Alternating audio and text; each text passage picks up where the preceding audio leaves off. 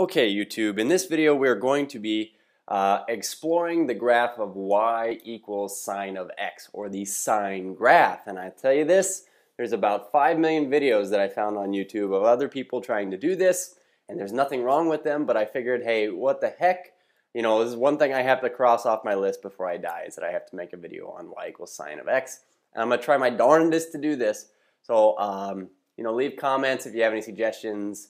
Otherwise, hopefully I explain this quite well. Okay, so let's go ahead and get started here. We say y equals sine of x. Now you notice I said y equals sine of x, okay, but what I've got written here is y equals sine of theta. What I need us to realize though is this: when we deal with x, x is going to be what represents our angle. So really every point on our graph is going to be of the form really theta comma y. So when we plug in an angle, we'll get some y value for this.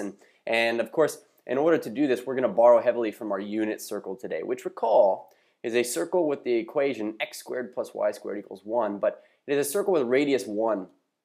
And the nice thing about this circle is that every point on the outside here, if you see where my mouse is kind of dangling here, the x value is the value of cosine of that angle, and the y value is the value of sine at that angle. So for example, like if I said, hey, what's the sine of 5 pi fourths radians, or in other words, 225 degrees, what's the sine value? We just say negative radical 2 over 2.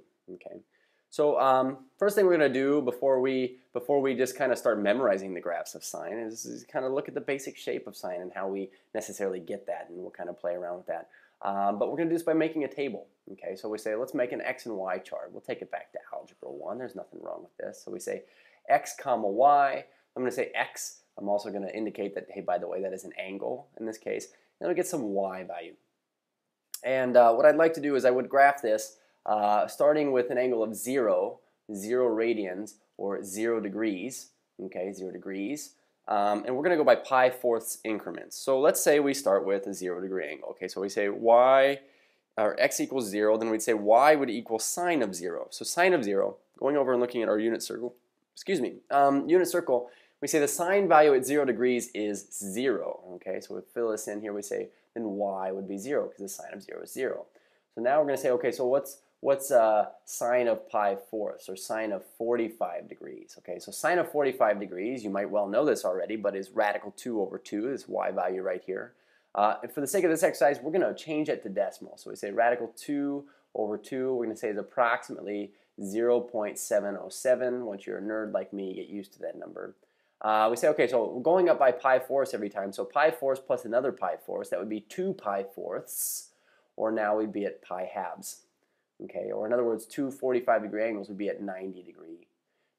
We say sine of 90. What is the sine of 90? So we'll go 90 degrees up. Sine of 90 would be 1. Okay, so we say sine of 90 is 1. Let's go up by another pi fourths. So pi fourths plus pi fourths plus pi fourths would be 3 pi fourths, or 3 45-degree angles. So we'd be at 135 degrees here. Oh man, I hope I can fit this. So going back over the unit circle, you notice that 135 degrees, our y values start to kind of come back down again. They went up to a height of 1, now it's coming back down, and it's a height of radical 2 over 2. So our y value would be radical 2 over 2, or what we called previously 0.707. And then we say, okay, so at 4 pi fourths, or just pi, or 180 degrees, when I plug this in, we get a sine value of, now it's back down to a height of 0. Okay, so we say a height of 0. So now we've got 5 pi fourths, 5 45-degree angles, so this would be 225 degrees on our unit circle. That would be, okay, we're going around this unit circle, just making our angle bigger and bigger. We say 5 pi fourths, the sine value is negative radical 2 over 2. So now we've got a y value that's below the x-axis here. So we say negative radical 2 over 2, we say negative 0.707. We did 6 pi fourths. Well, 6 pi fourths reduces to 3 pi halves. It's like saying 6 45-degree angles is the same thing as 3 90-degree angles. We're now at an angle of 270 degrees. Looking at the unit circle, we say 270 degrees with standard position. We go down to here. Our y value, our sine value would be negative 1. Okay, so now we're at a height of negative 1. We say now 7 pi fourths.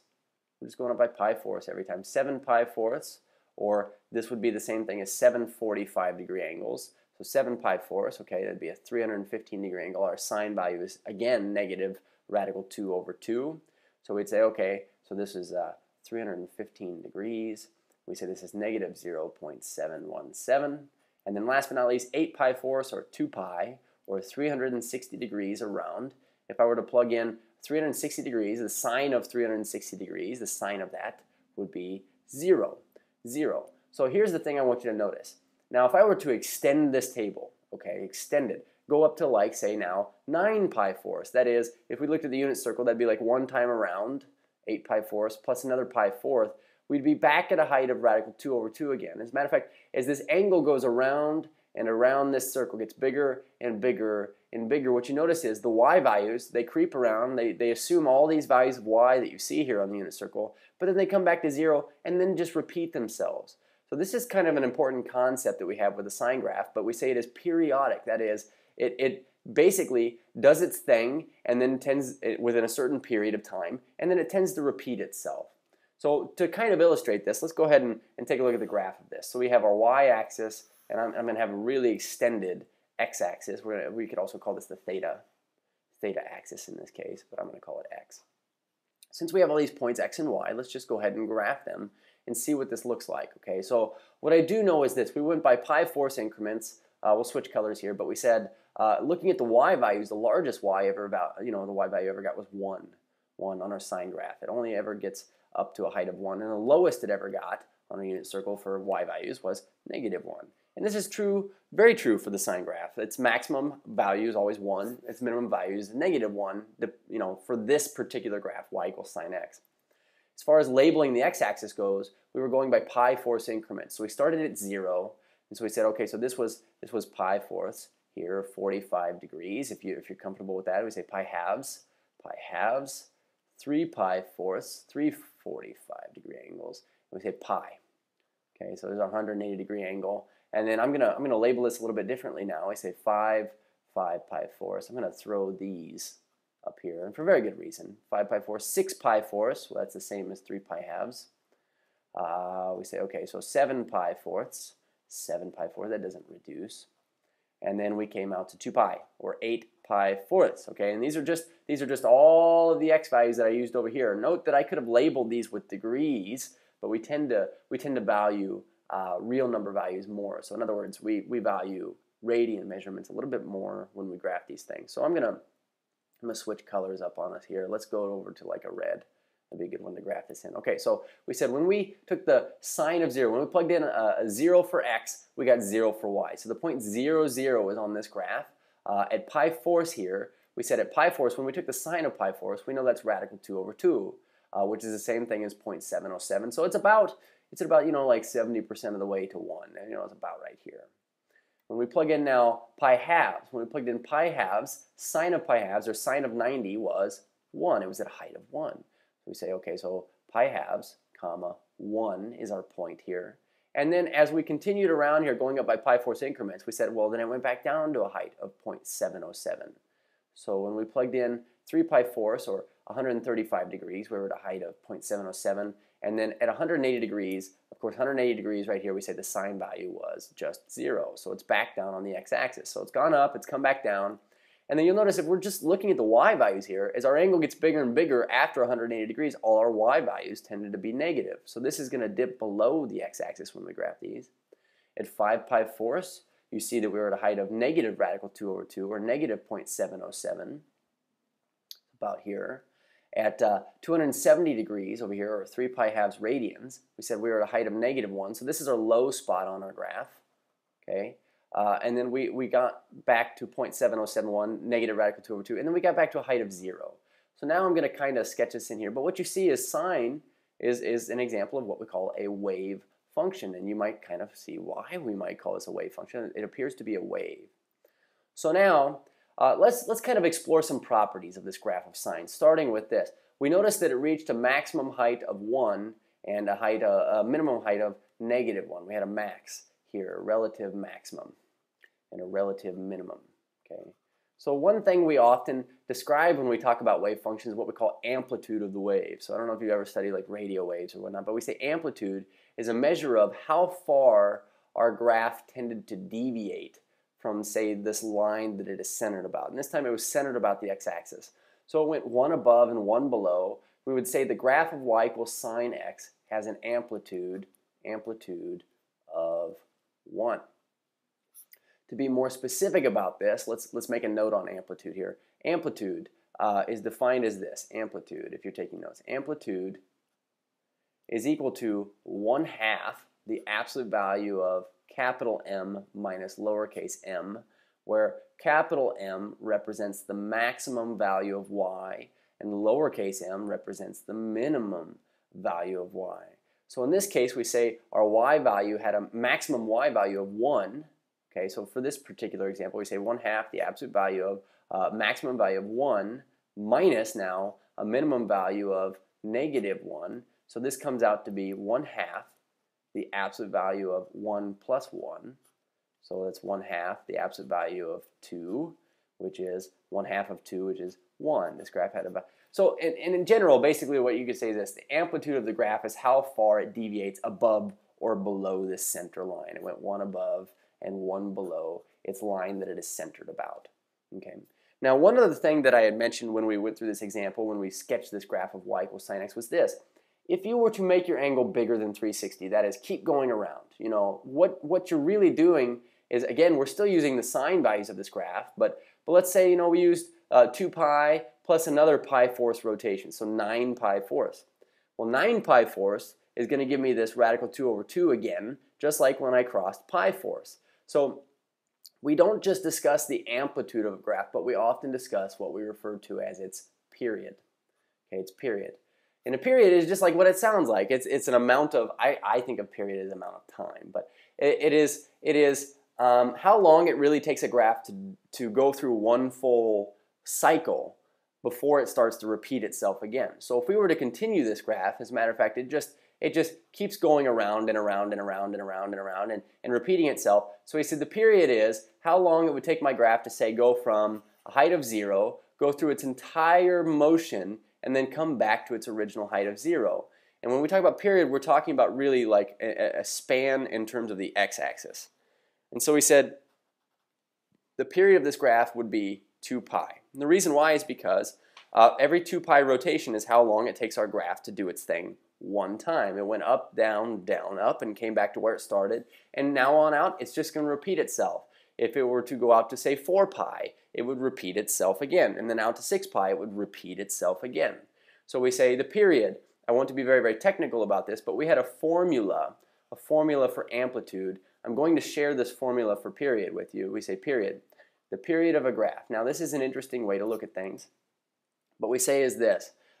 Given, you know, a function y equals f of x. Okay, so let me erase that. What was y equals f of x? Okay, we say its period is lowercase p such that f of x plus p is equal to f of x. Now this is a fancy way of saying basically where p is the smallest value for which this is true, for which this is true. Okay, so and I say when this is true, this statement. And basically what I'm getting at is this, you know, if I'm saying the period of this function is 2 pi, then our function this time was sine of x. I'm saying if you were to say sine of x now, I'll block this off, sine of x plus 2 pi. Sine of x plus 2 pi would be the same thing as the sine of x. The reason why is because, well, 2 pi is like saying a 360-degree angle.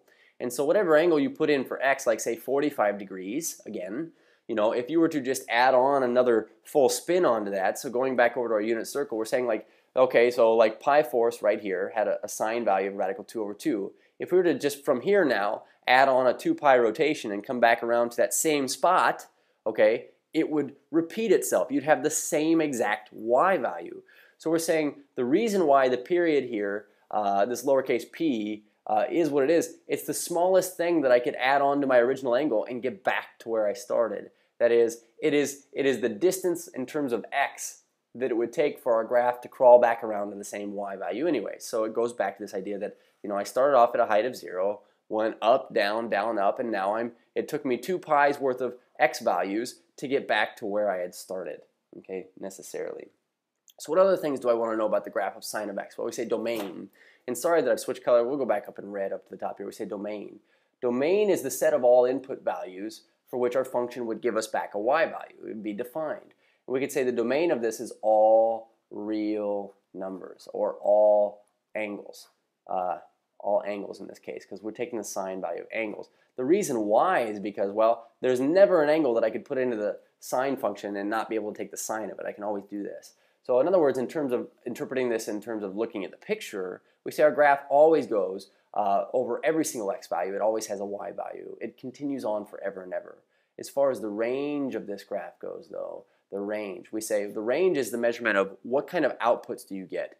And we say, okay, so we would say y is between -1 and including -1 and 1 and including 1. Our y values are stuck between -1 and 1. So range is a measure of kind of like how far our outputs span. So just to kind of illustrate this a little bit better, I set up in a graphing utility here so we can see a better graph of sine x and where I'm kind of getting this from. But you'll notice here on the x-axis, I'm starting it at, this is an angle, 0, and I'm going out to 2 pi here, a little bit past 2 pi, but we say 2 pi, and you notice that it took my graph from the angle 0 to 2 pi to go through one complete cycle. So we would say the period of this graph is 2 pi because that's how much x it took for my graph to do, for my y values to do its thing one time.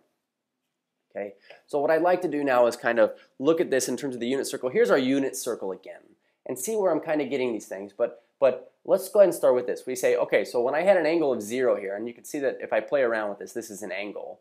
Okay, but when I was at an angle of 0, my y value on my unit circle was at a height of 0. So when x is 0 on my sine graph right here, the y value when x is 0 is at a height of 0. But when we go out to pi fourths now, we say a pi fourths radian angle. Okay, that'd be like right, I'm thinking like right there. That's like a 45-degree angle-ish. Well, maybe right there. Okay, here's our pi fourths right here. Now what I can do is, I've got this point D. Let's see if I can grab it here. Please go with me, D. There's D. Okay, so at pi fourths, you notice my graph, oh, there we go. Okay, on my unit circle, if I can grab it here, let's see. That's a little better. When we plugged in pi fourths as an angle, okay, here's my pi fourths radian angle, or my 45-degree angle. My y value of that on my unit circle is about this high off the ground. And so when we go over pi fourths, we would go up also the same height on my graph. Now, when I plug in, say, pi halves, which was a 90-degree angle, so we say, well, let's bring my angle up to 90 degrees. You can see that this is the red thing I'm concerned with, because remember, on the unit circle, the sine values are the y values. When I say a 90-degree angle, when I plug that into my sine function, I should get a y value according to the unit circle of 1. And so this height right here represents the y value. My graph is at a height of this. When I go out to a 135-degree angle, which is about, right in here. Okay, my y value of my unit circle here, or the sine value, is about this high off the ground. If I go on my graph now, pi fourths, 2 pi fourths, 3 pi fourths, it's also at the same height as this is over here. Okay, and then when I get to a 180-degree angle, or a pi radians angle, go out to pi, then I'm back down at a height of 0. Okay, and so it just keeps happening over and over again. And actually, what I want you to see is this. Here's the entire sine graph. It's right there. It keeps repeating itself over and over and over again. So if somebody said, hey, would you find, say, the amplitude of this graph? Well, we say it went above 1 and below 1, so the amplitude is 1. Okay, and then furthermore, we say, well, if you could find the period of this graph, we say, well, it's how long it takes my graph to go from a certain height, do its thing once, and come back around to the original height. So we say it's 2 pi, because let's say I put a point here on 2 pi. If I put a point right here, right there. We say, okay, so it goes up, down, up, and comes back to where it started. From 2 pi out to 4 pi, it took 2 pi's worth of radians to get from here to there, and that's how long it took my graph to go through one complete cycle. So we'd say that's what we're concerned with, really only one cycle of this graph. So there's my video of how to make the graph of y equals sine x. I'm going to try one for cosine x, and hopefully somebody got something out of this.